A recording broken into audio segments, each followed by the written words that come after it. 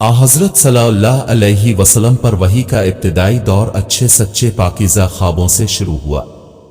اب خواب میں جو کچھ دیکھتے وہ صبح کی روشنی کی طرح صحیح اور سچا ثابت ہوتا۔ پھر من جانب قدرت اب تنہائی پسند ہو گئے، اور اب صلی اللہ علیہ وسلم نے غار حرا میں خلوت نشینی اختیار فرمائی، اور کئی دن اور رات وہاں مسلسل عبادت اور یاد الہی و ذکر و فکر میں مشغول رہتے۔ جب تک گھر آنے کو دل نہ چاہتا توشہ ہمراہ لیے ہوئے وہاں رہتے۔ توشہ ختم ہونے پر ہی اہلیہ محترمہ حضرت خدیجہ رضی اللہ عنہا کے پاس تشریف لاتے اور کچھ توشہ ہمراہ لے کر پھر وہاں جا کر خلوت گزی ہو جاتے۔ یہی طریقہ جاری رہا یہاں تک کہ اب پر حق منکشف ہو گیا، اور اب غار حرا ہی میں قیام پذیر تھے کہ اچانک حضرت جبریل علیہ السلام آپ کے پاس حاضر ہوئے اور کہنے لگے کہ اے محمد پڑھو۔ اب فرماتے ہیں کہ میں نے کہا کہ میں پڑھنا نہیں جانتا۔ اب فرماتے ہیں کہ فرشتے نے مجھے پکڑ کر اتنے زور سے کھینچا کہ میری طاقت جواب دے گئی، پھر مجھے چھوڑ کر کہا کہ پڑھو۔ میں نے پھر وہی جواب دیا کہ میں پڑھا ہوا نہیں ہوں۔ اس فرشتے نے مجھ کو نہایت ہی زور سے کھینچا کہ مجھ کو سخت تکلیف محسوس ہوئی، پھر اس نے کہا کہ پڑھ۔ میں نے کہا کہ میں پڑھا ہوا نہیں ہوں۔ فرشتے نے تیسری بار مجھ کو پکڑا اور تیسری مرتبہ پھر مجھ کو کھینچا، پھر مجھے چھوڑ دیا اور کہنے لگا کہ پڑھو اپنے رب کے نام کی مدد سے جس نے پیدا کیا اور انسان کو خون کی پھٹکی سے بنایا، پڑھو اور آپ کا رب بہت ہی مہربانیاں کرنے والا ہے۔ بس یہی آیتیں اب حضرت جبریل علیہ السلام سے سن کر اس حال میں غار حرا سے واپس ہوئے کہ آپ کا دل اس انوکھے واقعہ سے کانپ رہا تھا۔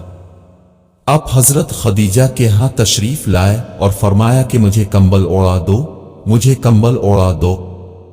لوگوں نے آپ کو کمبل اوڑھا دیا۔ جب آپ کا ڈر جاتا رہا تو اپنی زوجہ محترمہ حضرت خدیجہ رضی اللہ عنہا کو تفصیل کے ساتھ یہ واقعہ سنایا اور فرمانے لگے کہ مجھ کو اب اپنی جان کا خوف ہو گیا ہے۔ آپ کی اہلیہ محترمہ حضرت خدیجہ رضی اللہ عنہا نے آپ کی ڈھارس بندھائی اور کہا کہ آپ کا خیال صحیح نہیں ہے۔ خدا کی قسم آپ کو اللہ کبھی رسوا نہیں کرے گا۔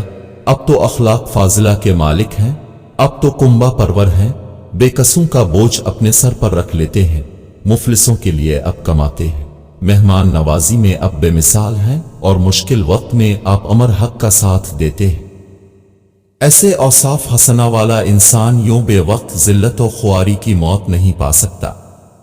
پھر مزید تسلی کے لیے حضرت خدیجہ رضی اللہ عنہا آپ کو ورقہ بن نوفل کے پاس لے گئیں، جو ان کے چچا زاد بھائی تھے اور زمانہ جاہلیت میں نصرانی مذہب اختیار کر چکے تھے اور عبرانی زبان کے کاتب تھے، چنانچہ انجیل کو بھی حسب منشائے خداوندی عبرانی زبان میں لکھا کرتے تھے۔ انجیل سریانی زبان میں نازل ہوئی تھی، پھر اس کا ترجمہ عبرانی زبان میں ہوا۔ ورقہ اسی کو لکھتے تھے۔ وہ بہت بوڑھے ہو گئے تھے، یہاں تک کہ ان کی بینائی بھی رخصت ہو چکی تھی۔ حضرت خدیجہ رضی اللہ عنہا نے ان کے سامنے اب کے حالات بیان کیے اور کہا کہ اے چچا زاد بھائی، اپنے بھتیجے محمد کی زبانی ذرا ان کی کیفیت سن لیجئے۔ وہ بولے کہ بھتیجے اپنے جو کچھ دیکھا ہے اس کی تفصیل سناؤ۔ چنانچہ اب صلی اللہ علیہ وسلم نے از اول تا آخر پورا واقعہ سنایا، جسے سن کر ورقہ بے اختیار ہو کر بول اٹھے کہ یہ تو وہی ناموس معزز رازدان فرشتہ جسے اللہ نے حضرت موسیٰ علیہ السلام پر وحی دے کر بھیجا تھا۔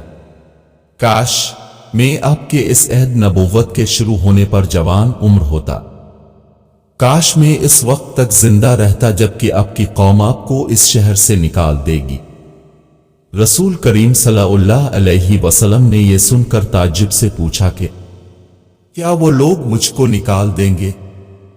حالانکہ میں تو ان میں صادق و امین و مقبول ہوں۔ ورقہ بولا ہاں یہ سب کچھ سچ ہے، مگر جو شخص بھی آپ کی طرح امر حق لے کر آیا لوگ اس کے دشمن ہی ہو گئے ہیں۔ اگر مجھے آپ کی نبوت کا وہ زمانہ مل جائے تو میں آپ کی پوری مدد کروں گا۔